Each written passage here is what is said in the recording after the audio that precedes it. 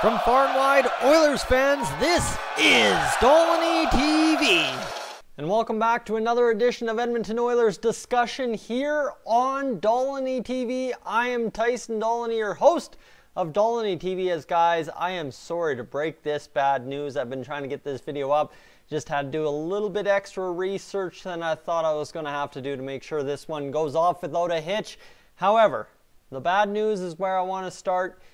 But first, guys, if you want to try and get the idea as to where my video ideas come from, check Twitter. At Dolynny TV is where you can find me. So now, now I've promised you the bad news. The bad news. We knew Oscar Klefbom was on the IR. We knew it was a hand injury. We knew it was not good, right? We knew Ken Hitchcock said weeks, not days. That's one of the titles on one of my videos from a couple days ago. And now we have a full picture as to what the Oscar Klefbom injury looks like at 6 to 8 weeks. We're talking a month and a half to 2 months down the line is the next time we could possibly see Oscar Klefbom in an Edmonton Oilers uniform. That is a massive, massive, absolutely astonishing blow to the Edmonton Oilers defense. It's compounded by the fact that right now, as it stands, Chris Russell is on the injured reserve list. That is not good for the Oilers. That is no help when you have just lost Oscar Klefbom potentially for 2 months. That is devastating. That is absolutely a bad place to be, especially for an Edmonton Oilers club that all of a sudden under Ken Hitchcock has started absolutely rolling. What's our record in 13 games? You want to ask me? I'll tell you. 9-2-2. That's a great record to have under a new head coach with a roster everybody said couldn't do anything. Suddenly we're on an absolutely incredible pace. However, I'll get to that in another video later this week after the Vancouver game. Right now we have to discuss what are the Oilers' options without Klefbom for long-term, right? 2 months long-term at this point. And, of course, without Russell in the median time. Well, what you can do is you can sit pat. Man, the Oilers have carried 8 defensemen all year. They have Caleb Jones up here. Life's good. Life's fine. We're fine. We're good. We're good. Don't worry about us. You know what, honestly, the Oilers defense? Hey, what are they without Klefbom and Russell the past 2, right? 1-0-1. Hey, that's 3 points and 4-point possibility. That's okay. That's great. Problem is, what do you think? Do you think the Oilers roll with Gravel and Jones in the lineup and hope Jones really starts to light up? Because right there, what you're missing out of Russell and Klefbom is a lot of points. Yes, I know what they bring defensively, but offensively they also bring a lot of points. You can argue that Darnell Nurse is bringing in the points now that he's playing elevated minutes. Unfortunately, that's also a factor of Connor McDavid being absolutely phenomenal the past couple of games. So you have to maybe sit back and relax, watch and wait and see what this Oilers defense can do. Standing pat is completely an option given the NHL experience this defense has. The only guy who has, less than 20 games experience in the NHL under this defensive core is Caleb Jones. So fine, dandy, we are good with that. I'm fine with standing pat. But more specifically, the Oilers might have to go out and force themselves a trade. But why would you trade when you can stand pat for 2 weeks, right? Get us to the beginning of January. That's all Ken Hitchcock might be asking his defensive guys to do. Because then all of a sudden, you have a man that's getting paid good money to be an Edmonton Oiler, but hasn't played good minutes since 16-17 when the Oilers made the playoffs and when he was absolutely dominant on the back end. Yes, defensively gaffing at times, sure, but Andre Sekera could be an absolute massive boost to the Oilers defense. However, again, I'm going to present a problem with that. We don't know, like I mentioned, what we're getting out of Sekera offensively, and that's the big thing. Sekera is an offensive defenseman. His offense is the thing I like most about him. However, offense, after all these surgeries, who knows what he's got left in terms of offensive production. But there you go. That's the other problem. Okay, you know what?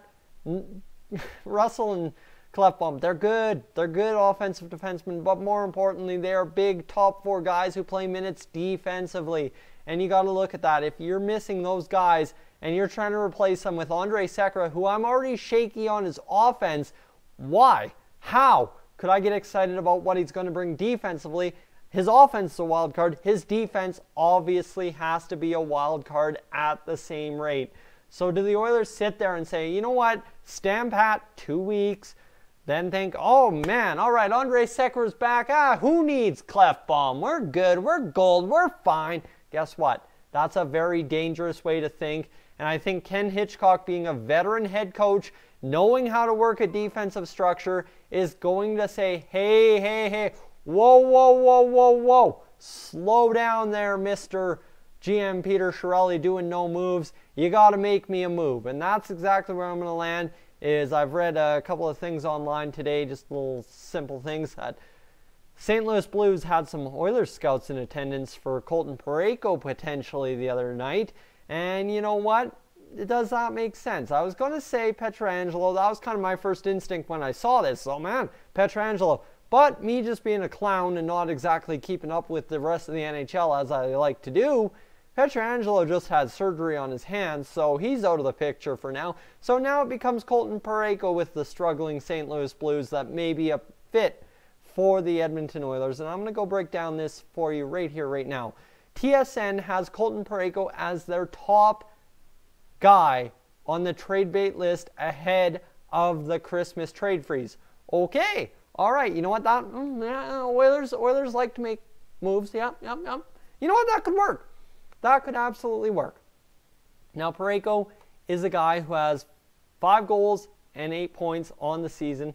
Actually, I think it's 7 goals now after the 2-goal performance against Colorado that he had. What was that? Was that last night? I don't even know. Hold on, let me get that for you. You know what? That was last night. 2 goals, a +3, 2 even strength marker, 28 minutes time on ice.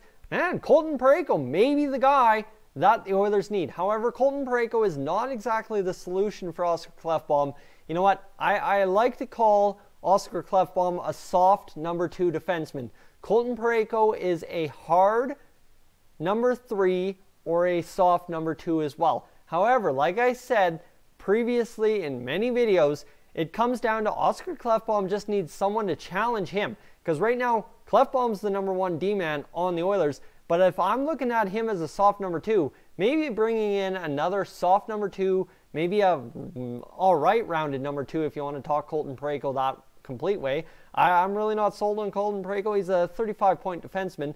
So you know what? Under a big gun, under a number 1, yes, he's a number 2 defenseman, but that's why he's in a soft number 2 if he comes to the Edmonton Oilers. However, you get him with Klefbom and things look good, but we're not talking about him and Klefbom until mid-February. Okay, that's a bad possibility right there. You got to wait until mid-February to see exactly what Parayko can do fully with the Oilers. However, in the short term before then, trading for Parayko, what does that look like?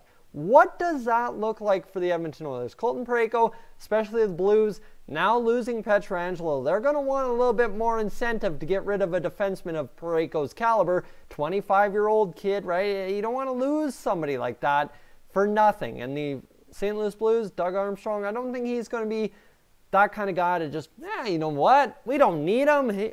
I'll take a 7th. Obviously, I'm exaggerating quite a bit there, but you understand what I'm getting at. He's not just going to trade him away for nothing.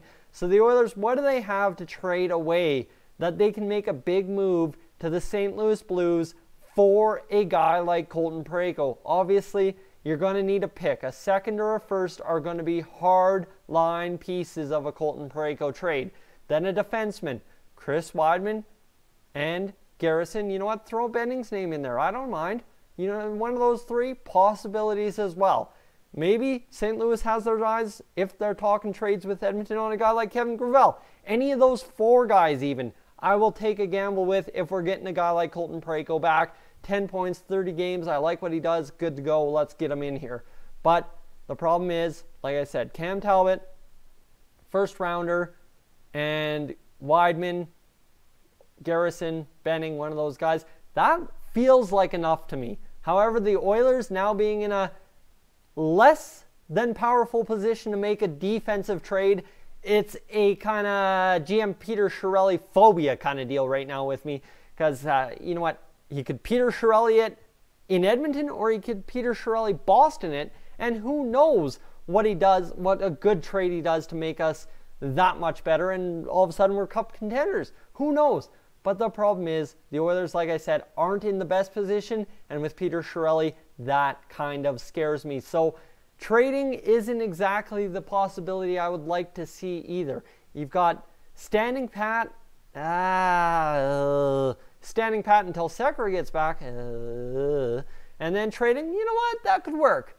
And that's obviously what I'm going to lean towards most. It's not that I don't like standing pat or standing pat for Sekera, but trading for a guy and getting somebody inside the top 6 who can be a day in, day out performer defensively, offensively, right? You imagine, Klefbom gets back in February, we get a guy like Colton Parayko. Suddenly you've got Klefbom, Parayko, Russell, or Sekera, Larson, right?